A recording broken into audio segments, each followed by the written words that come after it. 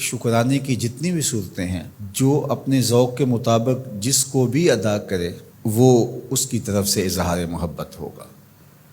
جو چیزیں شریعت نے فرض کہی ہیں اور جن چیزوں کا وجوب ہے اور اس کا باقاعدہ شریعت میں طریقہ بھی بتایا گیا ہے، تو وہاں ہمارے ذوق کا دخل نہیں ہوگا۔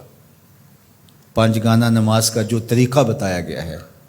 اس کے اوقات جو بتائے گئے ہیں، اس میں قیام، رکوع اور سجدے کی صورتیں ہمارے اوپر واضح کر دی گئی ہیں، مبہم نہیں رکھی گئی، تو اس میں ہم اپنے ذوق کا مظاہرہ نہیں کر سکتے کہ نہیں ہم نماز اس طرح پڑھیں گے، ہمارا ذوق اس طرح کا ہے۔ وضو میں میرا ذوق یہ ہے کہ میں پاؤں پہلے دھوؤں گا اور باقی اعضاء بعد میں دھوؤں گا، ایسا نہیں ہے، وہ شریعت نے ہمارے اوپر واضح کر دیا۔ لیکن جن امور کے اندر شریعت نے ہمیں کوئی اس طرح کی پابندی نہیں لگائی، کسی امر کا مطلق حکم دیا ہے، تو اس میں پھر ہم اختیار رکھتے ہیں۔ جس طرح حضور علیہ السلام پر درود پڑھنے کا حکم دیا گیا ہے، سلام پیش کرنے کا حکم دیا گیا ہے، تو اس میں آپ جس طرح بھی حضور علیہ السلام پر درود پڑھیں، جس ہیئت میں بھی درود پڑھیں، کھڑے ہو کے پڑھیں، بیٹھ کے پڑھیں، درود کے کلمات، درود کے الفاظ، اس میں کوئی پابندی شریعت نے نہیں لگائی۔ مطلق حکم ہے صلو علیہ وسلموا تسلیما،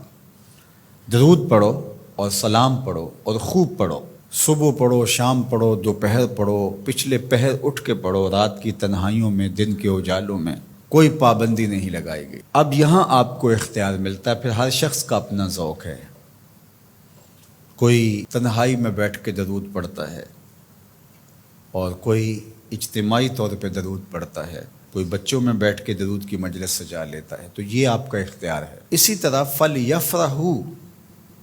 کہ خوشی کا اظہار کرو، تو اس میں آپ کا اختیار ہے۔ آپ 12 ربیع الاول کے دن صدقہ و خیرات کیے جا رہے ہیں، 12 کو نہیں کرتے، 13 کو کرتے ہیں، 11 کو کرتے ہیں، 8 کو کرتے ہیں، کسی اور مہینے میں کرتے ہیں، حضور کے آنے پر آپ کو خوشی ہے، اس کا شکرانہ ادا کرتے ہیں، اللہ کا شکر بجا لاتے ہیں، قولاً، عملاً، رویتاً،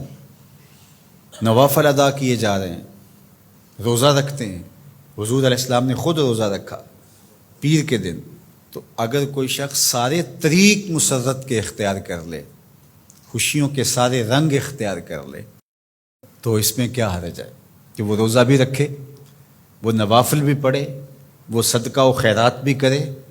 وہ مٹھائیاں بھی بانٹے، چہرے پر بشاشت کا، فرحت کا، انبساط و کیف و سرور کا اظہار بھی ہو، لبوں پر اللہ کی تقدیس کے ترانے بھی ہوں، محبوب کی نعتیں بھی ہوں، اور ذکر مصطفیٰ کا نور ماحول میں پھیل جائے، اور وہ اللہ کا شکر بجا لا رہا ہو اور اس کا رواں رواں بول رہا ہو کہ مجھے حضور کے آنے پہ مسرت ہے، خوشی ہے، تو یہ سارے طریق بھی اختیار کیے جا سکتے۔ ہر شخص کی اپنی کیفیت ہے۔ میں نے کہا اس پہ خام خواہ اتنی ضد بھی نہیں کرنی چاہیے کہ جو میرا ذوق ہے ہر شخص کو ذوق کے مطابق ہی آنا پڑے گا، یہ نہیں ہے۔ جس کا جو ذوق ہے اس ذوق میں وہ اپنی محبت کا اظہار کر سکتا ہے، چونکہ اس میں کشادگی دی گئی ہے، اس میں فرحت کے اظہار کا مختلف انداز ہو سکتا ہے، اور ماضی کے اندر بھی ایسا ہوتا رہا ہے، مختلف بزرگوں نے مختلف طریقے اختیار کیے۔ یہ جو محفل میلاد کا انداز ہے، یہ فرحت کا اظہار بھی ہے اور تبلیغ کا ذریعہ بھی ہے۔ علماء نے اس کو اس لیے زیادہ تر اختیار کیا کہ اس سے ساری چیزیں تقریباً اس میں جمع ہو رہی ہوتی ہیں۔ آپ مسجد میں نماز پڑھتے ہیں، پھر شکرانے کے نوافل ادا کرتے ہیں، حضور کا ذکر ہوتا ہے، حضور علیہ السلام کے معجزات کا بیان ہوتا ہے، حضور کے حسن کے تذکرے ہوتے ہیں، حضور کے فضائل، حضور کی سیرت، حضور علیہ السلام کے خصائل، اور مدح و ستائش، نظم میں، نثر میں حضور پر سلام، بار بار درود پڑھنا، اور حضور کے لائے ہوئے دین کی اہمیت لوگوں کے سامنے رکھنا اور دین کو اختیار کرنے کی تلقین کرنا، یہ سب کچھ محفل میلاد میں ہوتا ہے۔ بعد میں پھر مٹھائیاں، تبرک، یا شروع میں کھانا یا بعد میں کھانا، وہ بھی شامل ہو جاتا ہے۔ تو یہ ساری خوشیوں کا اور اظہار کے جتنے بھی سلیقے اور طریقے ہیں ان کا ایک مجموعہ ہے۔ تو اس کو محفل میلاد کہہ دیتے ہیں۔ اگر اس میں کوئی ایسی چیز نہ ہو جو شریعت کے مزاج سے متصادم ہو تو اس پر کسی کو بھی میرا خیال اعتراض نہیں ہونا چاہیے۔ تو اس لیے میں آپ کو کہوں گا کہ آپ اپنے گھروں میں ہر پیر کا معمول بنا لیں، پیر کو روزہ رکھیں، بچوں کو بھی روزہ رکھوائیں۔ جو شوگر کے مریض ہیں میں ان کو زور نہیں دیتا، باقی جن سے ممکن ہو تو وہ ضرور پیر کا روزہ رکھیں، آپ اس سے صحت بھی پائیں گے۔ آج بھی مدینہ المنورہ میں لوگ کثرت کے ساتھ پیر شریف کا روزہ رکھتے ہیں، یہ معمول بنا لیں۔ اور افطار کے وقت جو آپ دسترخوان بچھائیں اس میں اپنے بچوں کو بھی اپنے ساتھ بٹھائیں اور حضور علیہ السلام پر درود پڑھیں، حضور کی سیرت کا کوئی ایک واقعہ سنا دیں، حضور کا کوئی ایک معجزہ ان کے سامنے رکھ دیں، آقا کریم علیہ الصلوۃ والسلام کے حسن کا قصیدہ ان کے سامنے پڑھ دیں، کسی عضو بدن کی خوبصورتی اور شمائل کا تذکرہ ان کے سامنے رکھیں،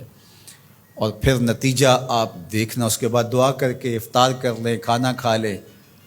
اور یہ صرف 8 دن کے بعد آپ کریں۔ 8 دن میں 2 مرتبہ کر سکیں، جمعے اور پیر 2 دن کر سکے تو اور اچھا، نہیں تو 1 دن کم از کم یہ مقرر کر دیں۔ اگر کسی وجہ سے آپ پیر کے دن نہیں کر سکتے، کوئی اور دن مقرر کر دیں، یہ سارے اللہ کے دن ہیں، تو آپ دیکھیں گے کہ اس کے اثرات آپ کی نسل کے اندر منتقل ہوں گے۔